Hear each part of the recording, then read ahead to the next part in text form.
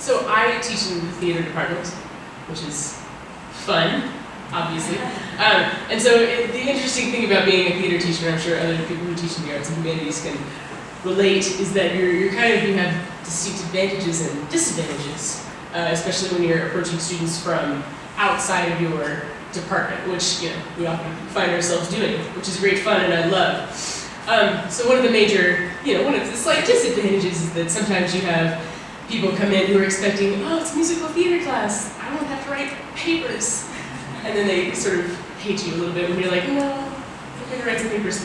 And you also get students who sort of come in thinking, oh, this is, this sort of doubtful of the value of, theater and the arts. And so that's always a fun sort of thing to overcome, I think. One of the major advantages I feel, and probably everybody can kind of relate to this, is that I'm obviously very passionate about theater and the arts. It's sort of a dumb thing to go into if you're not excited about it.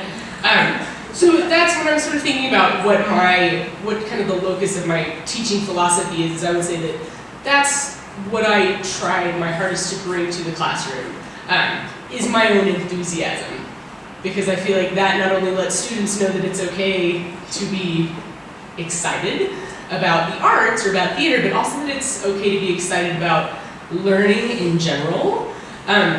That I think there's sort of two major considerations that I focus on in sort of planning my classes, whatever sort of classes they are, whether they're studio acting classes or sort of a history course, is encouraging my students to be curious, critical thinkers who value knowledge for its own sake, even if that knowledge is outside my discipline, just to kind of awaken that in them and let them know that it's not necessarily about, because I feel like a lot of the time, and we can all relate to this, it's about getting that degree, passing the test. It's sort of encouraging them to be curious and to enjoy learning new things and to enjoy analyzing things and asking questions until they, are sick of it, etc.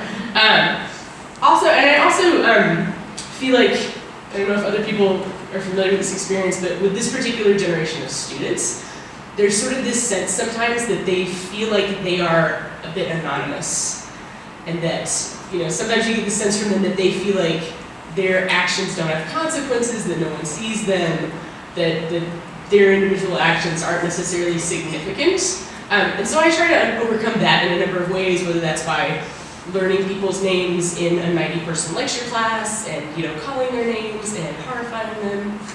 But they're also kind of, excited that somebody knows their name, or, by really putting time into grading papers, etc. So those are kind of the two things that I feel like, in putting my teaching philosophy together, in approaching my courses, the most important things to me as a teacher. Thank you so much for this award.